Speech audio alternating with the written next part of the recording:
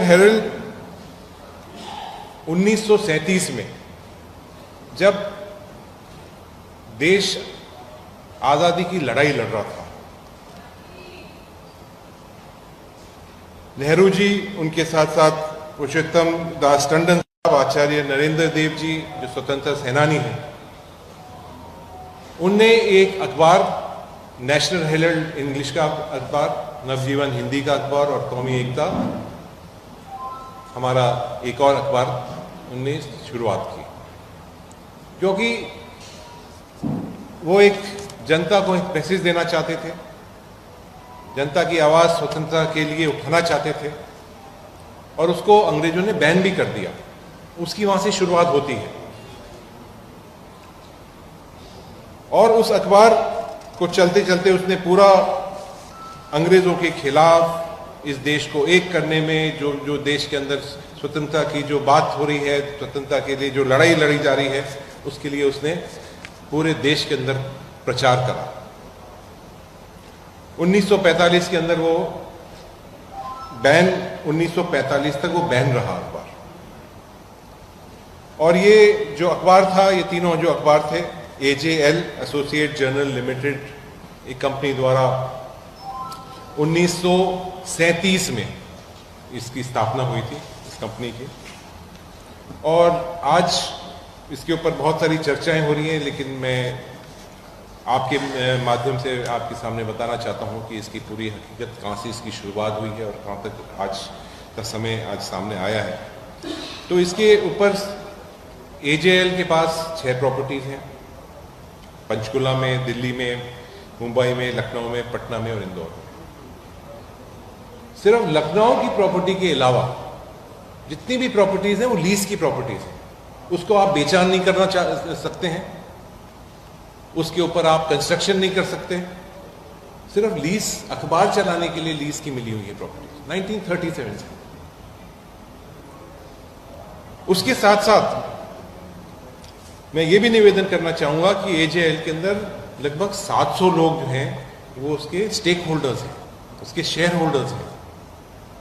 अब बात आती है कि जो AJL कंपनी है, उस AJL कंपनी के बहुत सारे मुलाजिम थे, उसके बहुत सारा स्टाफ था, अखबार चल नहीं रहा था, अखबार प्रॉफिटेबिलिटी भी नहीं था, बिजली के बिल भी बहुत लंबे समय से नहीं पेमेंट हुआ था, लोगों की सैलरी पेमेंट नहीं हुई थी, PF नहीं हुआ था। और कांग्रेस पार्टी ने 2002 से 2011 तक लगभग 90 करोड़ रुपए AJL को दिए और AJL उससे भुगतान कर पाया, अपनी सैलरीज का भुगतान कर पाया, अलग अलग जो उनके पेंडिंग बिल्स थे उसका भुगतान कर पाया। और उसके बाद जिस तरह से रिकंस्ट्रक्शन होता है, जिस तरह से कंपनी का रिकंस्ट्रक्शन होता है, हर कंपनी का कोई ना कोई रिकंस्ट्रक्शन होता है जो डेट में होती है कंपनी, उस कंपनी के अंदर एक कंपनी, यंग इंडियन एक कंपनी बनाई गई, नॉन प्रॉफिट कंपनी बनाई गई। उस कंपनी का जो भी डायरेक्टर हैं उनको सैलरी नहीं मिलती है, उनको कोई आने जाने का भत्ता नहीं मिलता है, उनको कुछ उस कंपनी के अंदर सिर्फ खुद का लाभ नहीं हो सकता है। उस कंपनी ने AJL को लोन देकर उस कंपनी का जो भी डेट थे वो उनने उसकी पूर्ति करी। और हमारे उस कंपनी के अंदर, ये जो यंग इंडिया कंपनी के अंदर श्री मोतीलाल वोरा जी, सोनिया गांधी जी, ऑस्कर फर्नांडिस साहब और नॉन डायरेक्टर सैम पेट्रोजा जी, सुमन दुबे जी थे उसके अंदर, और 2 हमारे जो डायरेक्टर थे, जिसमें चाहे मोतीलाल जी वोरा हो और ऑस्कर फर्नांडिस जी हो, उनकी 2 वो स्वर्गवास हो गए। लेकिन उनके परिवार को भी उस कंपनी के अंदर वो डायरेक्टर भी नहीं रह सकते थे, उनको कोई लाभ नहीं हो सकता है। उनके देहांत होने के बाद भी उनके परिवार को कुछ नहीं मिलता है। ये नॉन प्रॉफिट कंपनी है, ये मुनाफा नहीं कमाती है। और आज भारतीय जनता पार्टी बात कर रही है कि 5000 करोड़ रुपए का घोटाला हो गया। जब इनकम टैक्स खुद कह रही है कि 300-400 करोड़ की वो प्रॉपर्टी है, तो इनको 5000 करोड़ कहां से याद आ गए? 11 साल हो गए मोदी सरकार को और 11 साल में कुछ नहीं करा। दो बार हाई कोर्ट से और ईडी ने उसके ऊपर पूरी फाइल बंद कर दी उनके ही राज के अंदर। लेकिन 11 साल में कुछ नहीं कर पाए। लेकिन जब इनको खतरा लगता है कि गांधी परिवार और कांग्रेस पार्टी इनको चुनौती देती है, लोकसभा में जनता की बात सामने रखती है, तो इनको ईडी याद आ जाती है और एक नया नैरेटिव बनाने की कोशिश करती है। आज की जो बड़ी वार्ता है मुख्य रूप से ये देश हैदर वाला जो मसला है जिसमें 4 जो राहुल का नाम डाला है तो उसको लेके ये मामला ऐसा जिसको लेके फैला है केंद्र सरकार द्वारा ईडी का भयानक दुरुपयोग करके उसको झूठ फैलाया जाए। आप तो भगवान पत्रकारों सब जानते हो सेक्शन 25 सेक्शन की कंपनी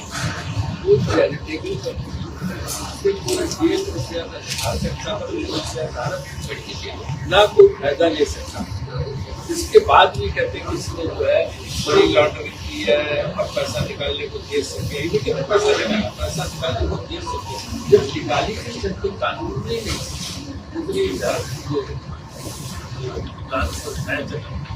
नॉन प्रॉफिटेबल केरल आवाज लाभ कमाए नहीं पैसा निकाली तो कहाँ से सुनिए पैसा निकाला पूरी तरह से फर्जीवाड़ा करूंगा कुछ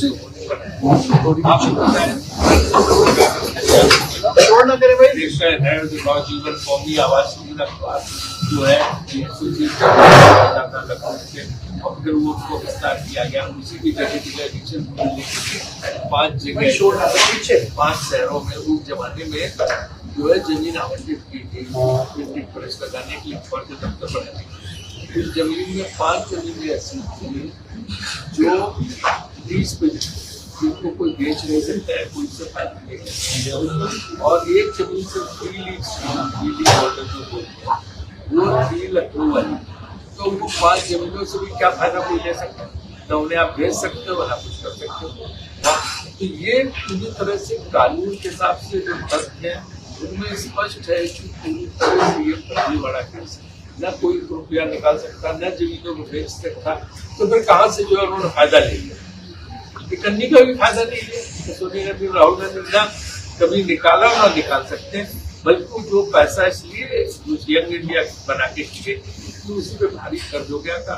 अखबार में हो रहा था, कर्मचारियों को तनख्वाहें देनी थी, पीएफ देना था। इसलिए कांग्रेस पार्टी को उल्टे 90 करोड़ रुपया दिया एजीएल को लोन के रूप में कि भाई जो है पत्रकारों की तनख्वाहें, कर्मचारियों की तनख्वाहें, इनका पीएफ, इनका बीआरएस जो है उसका पैसा उसके लिए दिया गया वहां का पैसा। और मीडिया बना के उसके अंदर उसके जो ये एलसीएल की सब जगह ये काम है कि अगर कोई कंपनी डूब रही हो, घाटे में हो, तो उसकी कंपनी कन्वर्ट कर दिया। तब आप जैसे पतंजलि बाबा रामदेव की पूरी कर्ज माफ करके दे दिया। इसी तरह से जो है ये वोडाफोन जाने के केस में हुआ सब दे दिया। हजारों कंपनियों को ये फायदा नहीं है। जनरल वाले भी केस में इशू बनाए कि गांधी भगवान की सुंदर बदनामी कर। ये आज आप लोगों के सामने स्पष्ट करना चाहते हैं कि ये पूरी तरह से फर्जी केस है। जानबूझ के गांधी परिवार के इंसानी के लिए काम किया जा रहा है। जब उन्होंने गर्मी नहीं निकाली है, रुपया नहीं निकाल सकते, ना वो पावर है उसमें, ना वो जमीनें बेच सकते, तो कहाँ का उन्होंने फायदा उठाया? तो ये पूरी तरह से झूठा केस बनाया गया। तो आप लोगों के जरिए आपके माध्यम से आपकी जनता तक संपर्क है, हम ये बात पहचानना चाहते हैं। इसके जो मैंने बोले हैं तत्व सारे डिटेल जो मैं आपके लिए दूंगा उसमें है। The main reason why we are here, and as mentioned by him, in 57 cities of this country, a press conference is going on the same topic, is one, to expose the lies that BJP as a party is shamelessly spreading. The second, we believe in the people of India. We want to present the truth in front of the people of India because there is nothing bigger than the judgment of the people of India for us. This press conference is mainly concentrated on National Herald case. We want to keep the facts in front of you. Why Narendra Modi government is after National Herald? Why now? And why against Sonia Gandhi ji and Rahul Gandhi? These three are the questions I'm going to address right now. Why National Herald? Article 51A Clause B of our Constitution. It says, it is a fundamental duty of every citizen to cherish and follow noble ideals which inspired our national struggle for freedom. My friends in media, I would like to ask you one question.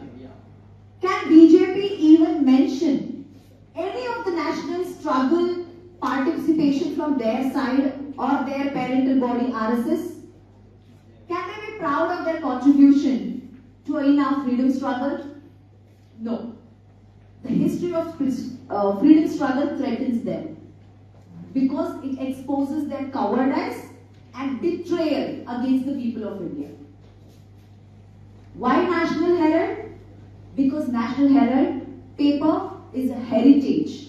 It reminds us of the sacrifices that our leaders have made in gaining this independence to our country.